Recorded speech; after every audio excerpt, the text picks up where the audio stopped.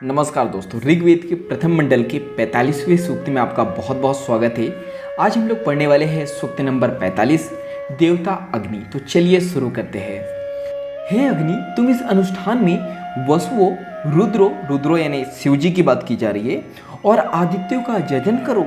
तुम शोभन यज्ञ करने वाले यानी ऐसा यज्ञ जो शोभा बढ़ाने वाला हो, तुम शोभन यज्ञ करने वाले प्रजापति मनु द्वारा उत्पादित एवं जल सींचने वालों की भी अर्चना करो। हे अग्नि, विशेष बुद्धि वाले देवता हव्य देने वाले यजमान को फल देते हैं। हव्य का मतलब होता है हवन में डाली जाने वाली जो पवित्र सामग्री होती है उसे हव्य कहते हैं, और यजमान का मतलब होता है यज्ञ करने वाले व्यक्ति को यजमान कहते हैं।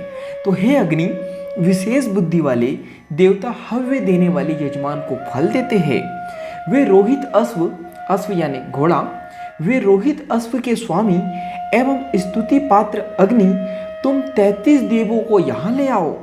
हे अनेक कर्म करने वाले एवं सर्वज्ञ अग्नि, प्रिय मेधा, अत्रि, विरूप और अंगिरा नामक ऋषियों के समान प्रस्कण्व की पुकार भी सुनो। प्रोढ़कर्मा एवं प्रिय यज्ञों से सुशोभित ऋषियों ने अपनी रक्षा के लिए यज्ञ के मध्य शुद्ध प्रकाश द्वारा चमकने वाले अग्नि का आह्वान किया था, यानी उन्हें आमंत्रित किया था। हे धृत द्वारा बुलाए गए एवं फलप्रद अग्नि, यहाँ पे धृत का मतलब है घी। हे धृत द्वारा बुलाए गए एवं फलप्रद अग्नि, कण्व के पुत्र, तुम्हें जिन वचनों से अपनी रक्षा के लिए बुलाते थे, हमारे द्वारा प्रयुज्यमान का मतलब है प्रेरित करने योग्य, हमारे द्वारा प्रयुज्यमान उन्हीं वचनों को सुनो।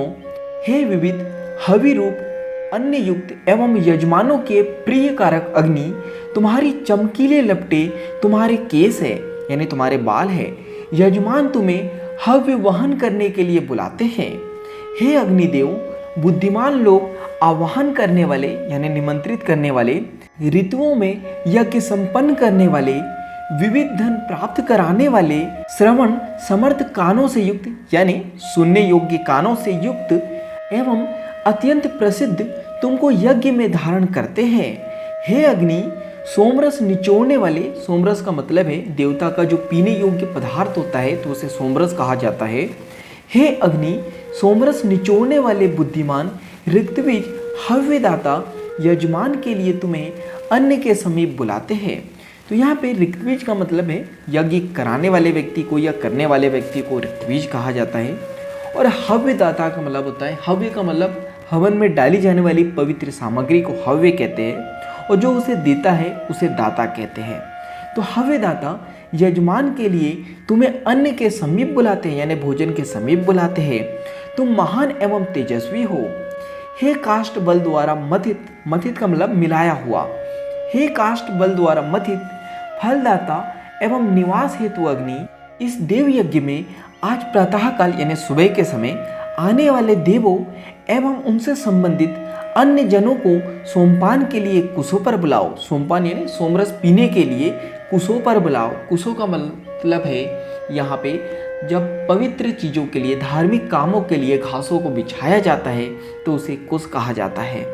हे अग्नि, अपने सामने उपस्थित देव एवं उनसे संबंधित अन्य जन यानी अपने सामने जो उपस्थित देव है और उनसे संबंधित जो लोग हैं, उनसे संबंधित जो जन हैं, उनके समान आवाहनों के द्वारा यजन करो यानी निमंत्रित करने के द्वारा यजन करो, हवन करो या यज्ञ करो। हे शोभन दान करने वाले देवों यानी ऐसा दान जो हमारी शोभा बढ़ाता हो। हे शोभन दान करने वाले देवों, जो सोमरस तुम्हारे निमित्त यानी के लिए, जो सोमरस तुम्हारे लिए या तुम्हारे निमित्त पिछले दिन निचोड़ा गया है, सामने उपस्थित उस सोमरस का पान करो यानी उस सोमरस को पियो। तो यहाँ पे सूक्त नंबर 45 समाप्त होता है। आज के लिए इतना ही। धन्यवाद।